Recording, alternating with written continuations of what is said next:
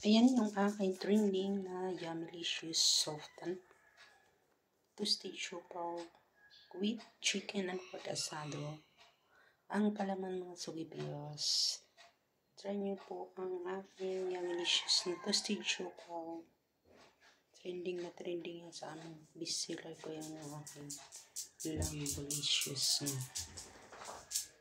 chicken and pork asado filling. Yummylicious.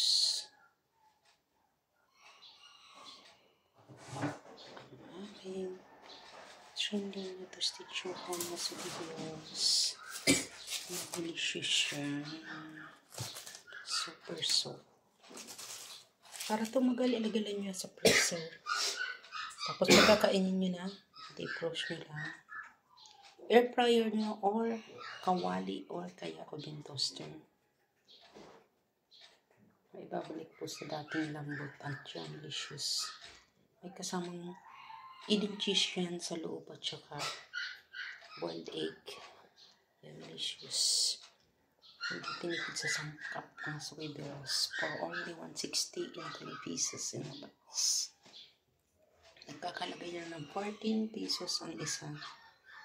Pag 12 pesos na po binili. Pag ting-ting lang po yan, 15 pesos po ang isa mga sugipiyos.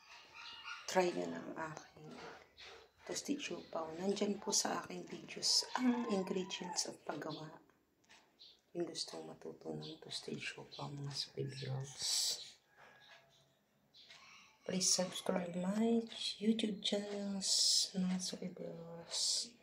Babos, follow for more videos. Please subscribe. Karats na mga sugipiyos.